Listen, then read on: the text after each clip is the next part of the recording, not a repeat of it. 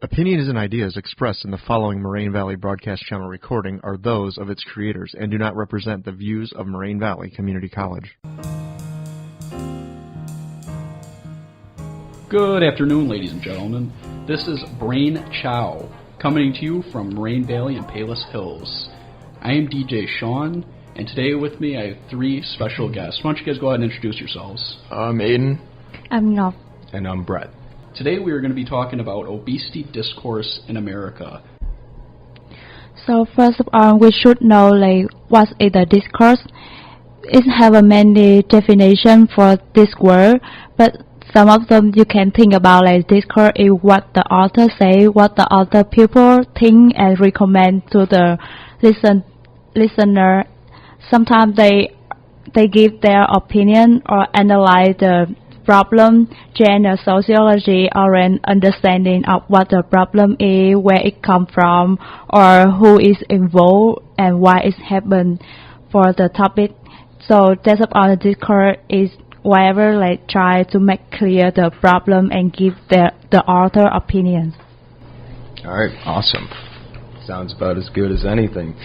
Yeah. Today we're going to be talking about 4 different types of discourse, specifically the food industry. Then we're going to be talking about the popular/public discourse, the political discourse, and the academic discourse. Next we're going to jump into academic discourse. So academic discourse is basically what professionals have to say about it, like doctors, scientists.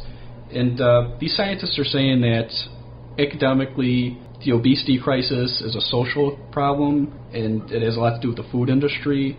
Like a toxic food environment? Yeah. Exactly, yeah. Toxic food environment. We're really, advertising it to kids, and it has a lot to do with that, Yeah. When you advertise to, impressionable kids, it just sets them up, to think in the future eating junk food all the time is normal. And yeah, there's a lot of controversy behind whether or not that's ethical for food and for major companies to do to kids. Yeah, and then there's another aspect of it, which is, I don't think a lot of people talk about this one, but the fact that there is such a huge emphasis on value for your money. Yeah. Everything's value definitely. size, value meal, family size, and yet in this country we still put such a huge emphasis on saving money. Yeah. So you buy the family size. Actually, it's also maybe use the formal words and you don't know exactly what does that mean.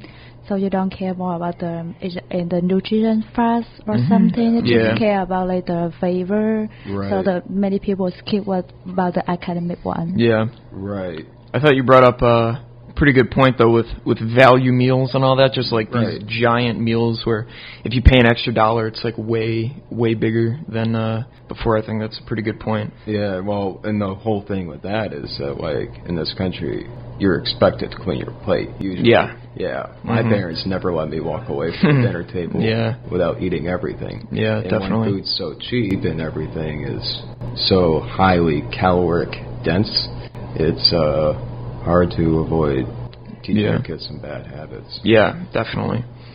All right, so since we're already on the topic of public discourse, so basically public discourse is what the general population, believes about this subject of obesity, not just what scientists or experts or politicians have to say on the matter. It's just sort of the average person, what their thoughts on it are.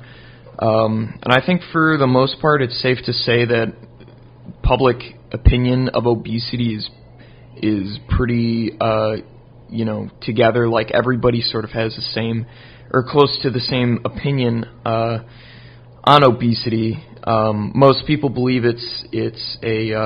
most people believe that it comes down to personal responsibility.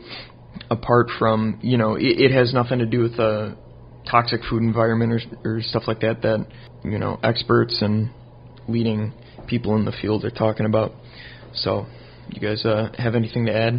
I think that most Americans, you were pretty dead on with that. I agree with you. If you see a fat person walking down the street, you really don't think about how they got fat. You just kind of like, that's a slob-looking person or something like that. And I think in the video Dear Fat People that we watched in class, I forgot her name, but the lady that does I think that, it's Nicole Arbor. Nicole right? Arbor, Yeah. She, she had that pretty dead on. I know she was a little blunt about it, but I think that's a lot of what closet Americans are thinking. Yeah, definitely. In terms, they don't want to be blunt as she is, but she was pretty good with that, I guess. Yeah, it sort of reminds me a lot of, if you turn on the TV like Family Guy or something, or The Simpsons, it's, cartoons that sort of influence the viewer's way of thinking about people that are obese. Yeah, big fat dumb guy. Yeah, Exactly, definitely. Yeah. But actually, like, sometimes I don't think like the police is so serious about the obesity, because like right now many people are overweight, so some of them like think that overweight is not really a big deal, and they don't think more about the obesity or like something serious problem behind the obesity, like can get you Dyson or something, get the blood pressure. Yeah, I think the public really is miseducated on the issue, especially causes. I mean, a lot of people still think that it's genetic. Yeah. How can it be genetic when it's gone up like 40% in the last few decades? Yeah. I just sort of overall as like a blanket statement, I think public discourse is a huge part of the obesity crisis, and it's a lot of, I think, what's leading to, the spread of misinformation. Speaking of the spread of misinformation, the next thing we're going to be talking about is political discourse. Yeah. I think really that most of the political discourse surrounding the obesity crisis is influenced by two things. One would be lobbyists, money from the food industry, and another would be their desire to get reelected. Yeah. As we just went over, a popular opinion in America is that it's a individual issue, not a social issue. Obesity, I mean. And so a lot of people are opposed to the idea of the government stepping in and taking any measures, more than they already have, in order to combat the problem. Because pretty much they've done all they can without digging into company profits at this point. Yeah. Your guys' thoughts? I think political discourse is like hugely affected by the food industry. They've sort of got their fingers in everything, which I think is a really big problem for this country. If policy is being formed around the what companies want and all that stuff, I think it's just setting us up for failure and to continue this public health crisis. It's if there isn't proper policy made around the obesity crisis, I don't think there's going to be a solution. So the last one, I think the industry discourse on the obesity depend on what the people work in the food industry say. I mean, like many the CEO or the PR say like food industry doesn't have a responsibility for obesity, right? The obesity is an individual problem, and the food industry just say the nutrients fast, and they try to get the food for advertisement. Like say at the McDonald's, they just sell the fun and the good food, not really, and don't have any responsibility or related to the obesity.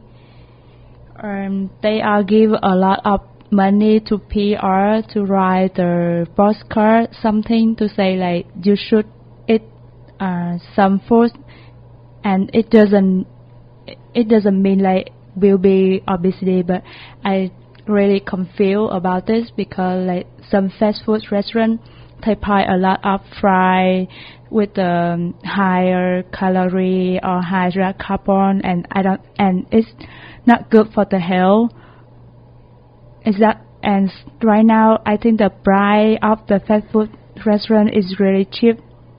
it made the customer think about the price, and they always choose, and they really don't care about like exactly like how much nutrient fat in the fast food. Yeah, true. Yeah, I think the food industry plays a really big part when it comes to shaping discourse, especially, I think, you know, like we already talked about public discourse, stuff like that, especially political. And actually the food industry can like give money to like affect the public and political one. You know what I mean? Yeah. Mm-hmm. Like sometimes like they can give the famous artist or singer to a fake people, fake person, like PR for the product. Propaganda. Yeah, it's in their best interest to make it seem like, you know, there's nothing innately wrong with having a soda or something like that before a meal. You know, it's just an effort by the industry to try to protect profits, because over the last couple of years, their prices have, or their sales have gone down by 25% for Coke. So I think it's like over the past 10 years. So yeah, it's like they're just trying to stop as much. You know, they're trying to slow down the whole process of losing sales and losing profits, trying to, you know, stop the bleeding. All right, well, I think we've covered everything that we wanted to talk about. Sean, do you want to wrap everything up? That has been it for Brain Chow today at Moraine Valley. Thank you for listening to us, and thank you to my three special guests, Aiden, Brett, and Nock. You all have a splendid day.